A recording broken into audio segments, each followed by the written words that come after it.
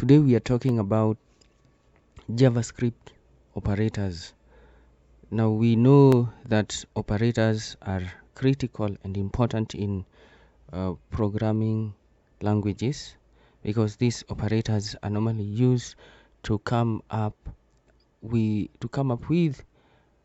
expressions, statements, which at the end of the day form part of what the code is supposed to do. So operators are normally used to perform different functions.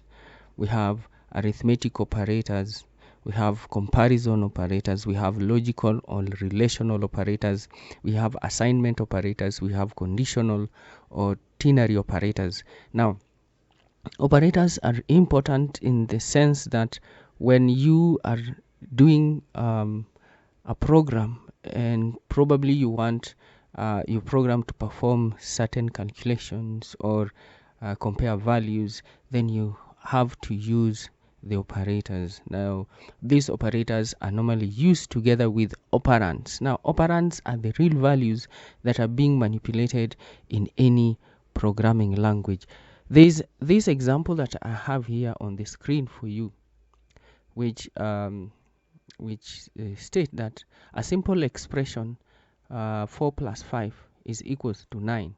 So here 4 and 5 are what we call operands, and the plus sign is what we call an operator. So this plus sign is what we call a mathematical or arithmetic operator as it is. So we are going to look at arithmetic operators today. So we normally have the following operators. We have now the arithmetic operators are represented by the following symbols. Like the plus sign here, this plus symbol represents addition operator. And if you're writing an expression with it, you use or you follow this example here. Then we also have subtraction operator, which is represented by this minus symbol. That is a subtraction operator. Then we also have a multiplication operator represented by this particular symbol here, the asterisk. So if you're using it in an expression, you use it this way. Then we have division operator. Now division operator is represented by this forward slash symbol, and if you are to use it, this is an example to follow. Then we also have the modulus operator, which is represented by this percentage sign, and if you are to use it, therefore you have to use it in this manner. And we also have the increment operator, which can be represented this way, right? So you can write it this way as in an example you want to use, you can put it like this. Then we also have the decrement operator, which also you can write it like this. So the decrement operator uses double minus symbol, while the increment operators uses the double plus symbol. So sometimes sometimes you can replace this by 1 if you are increasing a value of a variable by 1 each time. If you are increasing by 2, then you can replace with the 2. The same applies to this. If you are decreasing by 1, you can either leave it as such, or you can even replace this 1 minus symbol with a 1, so that it will be minus 1.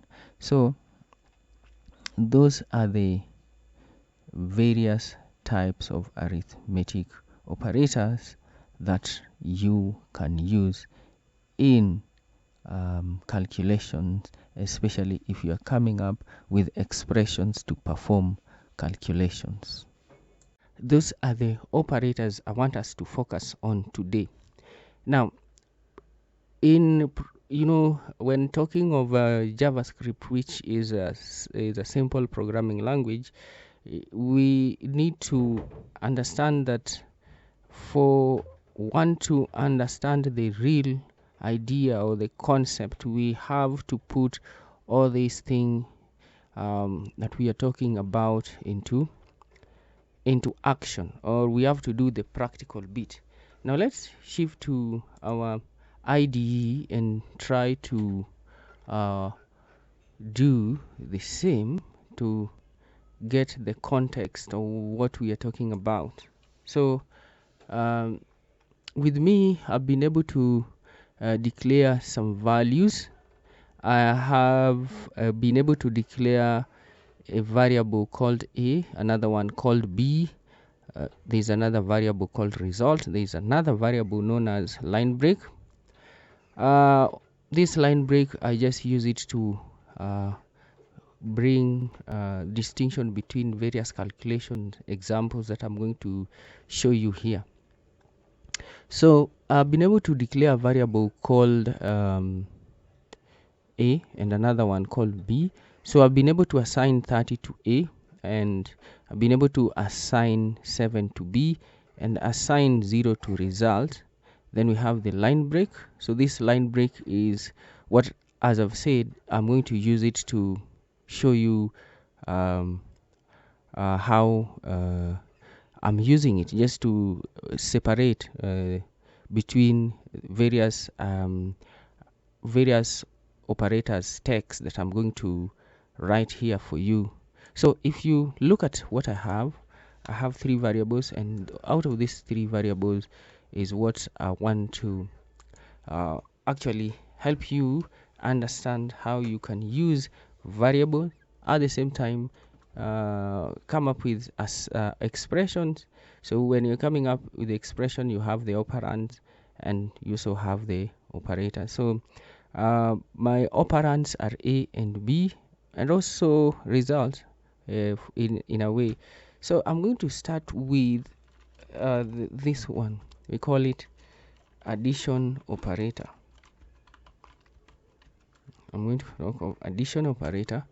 So my addition operator is going to be like this. I'm going to have result here is equal to A plus B. A plus B. Okay. Is going to be equal to A plus B. Then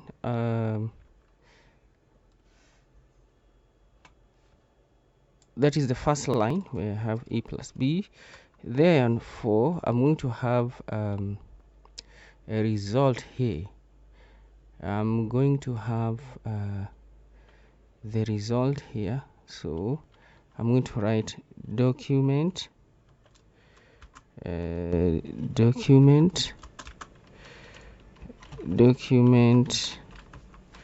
dot write, then put the brackets, then inside the brackets I do some results. So A plus A plus B is equal. So I'm going to have this here and do the results there. I'm going to do the result here. So I want this one printed as such, and therefore after that let me do the line break. Document, this one is just to make sure whatever I'm going to write here is going to have a clear distinction between the next code that I'm going to write under the same topic. So as you can see, I'm just going to write here line break, press enter, and do that. Now let's have a chance of seeing how these things behaves when we go to the browser. So I'm going to click live so that I start my server, so that whatever I have is going to be displayed on the screen. So let's see. what I'm going to have here. Okay, the server. Okay, finally we are there. So if I may reduce the view, let me see. Okay,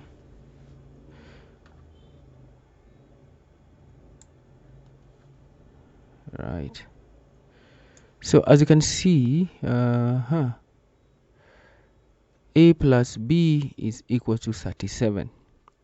That is the answer. That is the correct answer. So I did not write b, I write n here, but that is the answer we have. So this one should be b. So that's how it works.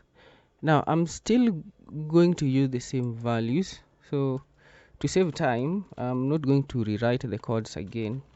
Let me just write here subtraction is the next operator I'm talking about. Subtraction.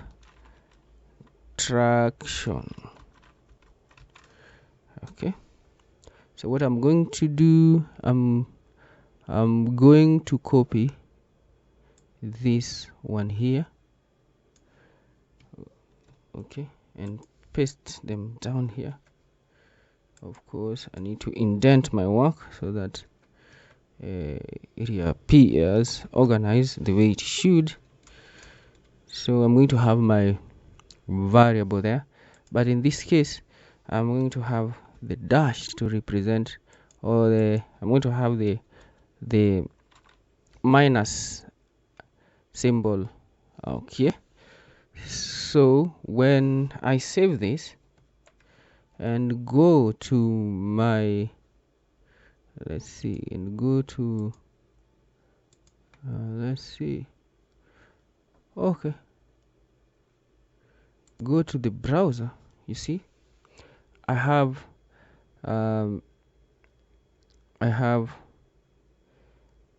a minus b, which gives me 23.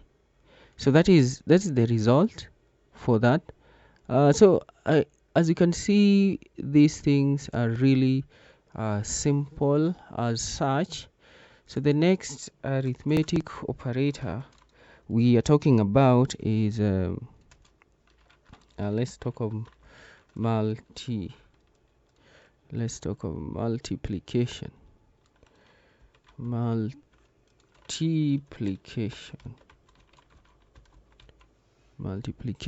So I'm going to use the same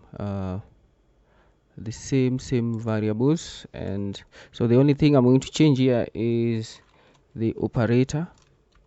So let me have the multiplication operator. Let me have the multiplication operator right in between these operands. Okay, now when I save this, this is how it is. You see, I have a times b. This asterisk here is what we are calling the multiplication arithmetic operator. So when I run it, or when I head to the browser, I think I have a result. So you see, 30 times 7 gives you 210, which is correct. Now if I go back and now look at the next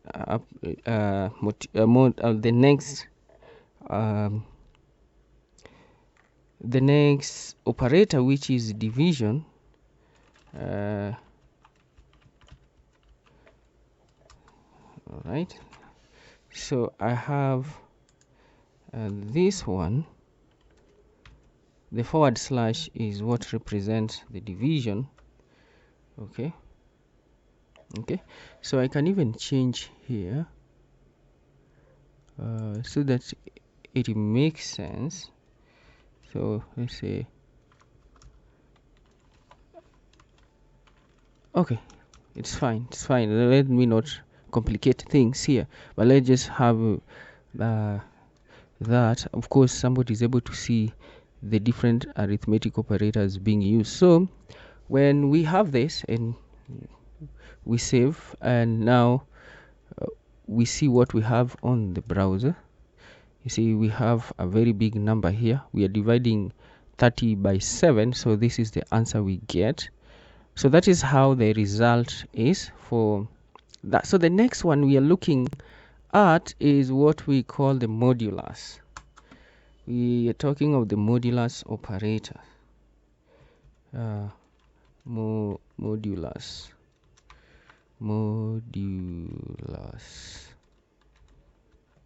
Yeah, so modulus. So the modulus is a special arithmetic operator which is normally represented by the percentage symbol or percentage character. So this one will simply display the remainder of a given calculation. All right, so if I go back to my browser here, you'll be able to see the result, right? So when you divide 30 by 7, 30 will go into, 7 will go into 30 4 times, giving you 28. Then you are left with 2, and that is exactly what is being shown or what is being displayed on the screen for you. So looking at this information that you are having right here, it is important that you know how to use these operators. So now I want us to look at the increments and decrement. So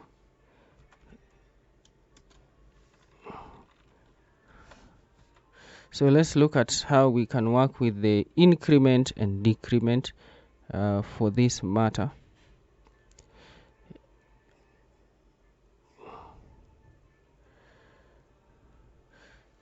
So let's see, let's start with increment. Increment. So we have to write a comment here.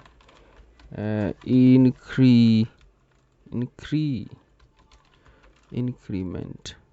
Okay, so we have a, we should be equals to a plus 1. All right, so I'm going to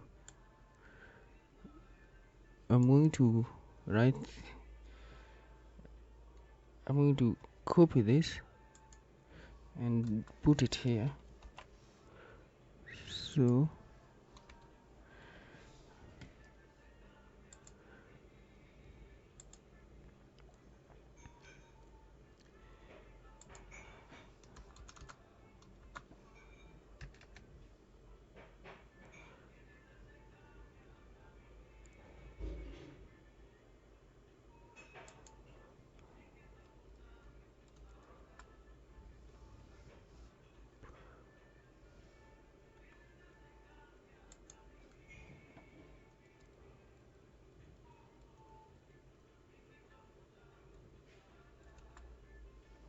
So I have a, okay, let me just have it here. So we do, let's see what will become of this calculation. Result is equals to a.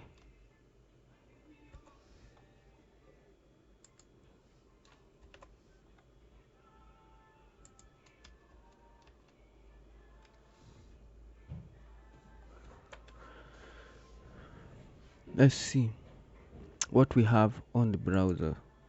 See, so we have 31. The a has been increased from 30 to 31, so we are increasing by 1.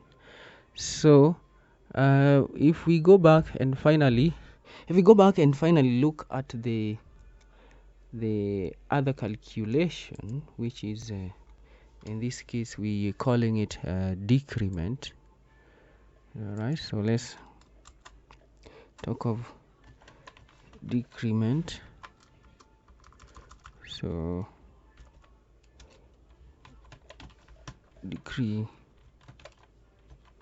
decrement.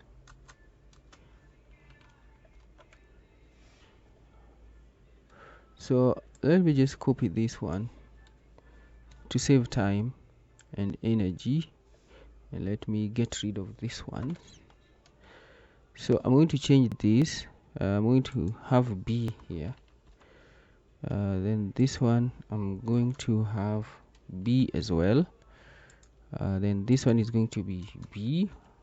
All right, and here I'm going to have B, but this time around I'm reducing it. Right, so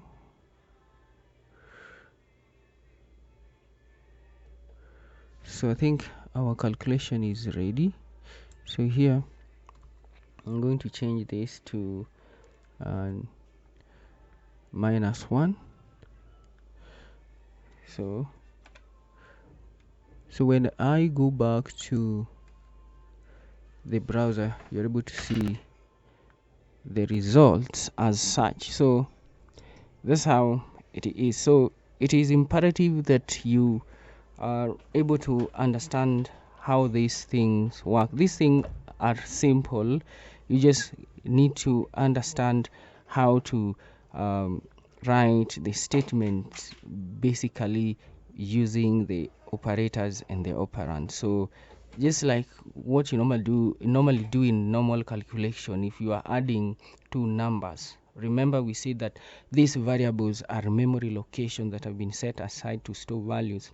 So when you assign values to this variable, so their content become what you assign to them. Now when you are adding them, you need to know that you are adding the content within the variable. So like I have A, so whatever is in A, I add it to whatever it is in B.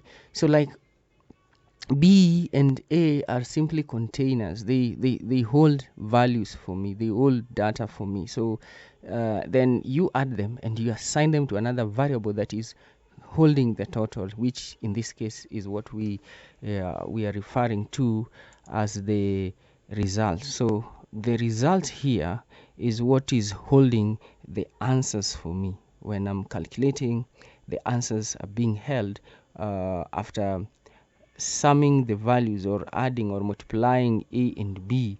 The answer is stored inside our result. Now that result is what I display using document.write.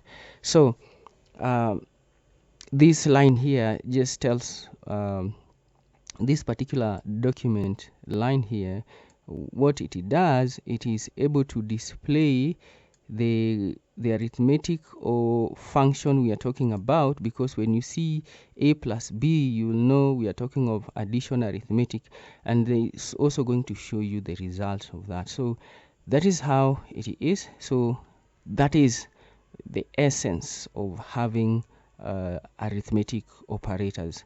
So in our next video, we are going to look at how can you make use of relational operators, or relational operators, which we are also calling them comparison operators. So having said that, I'm so humbled to have you learning with me. So thank you, and let us meet next time.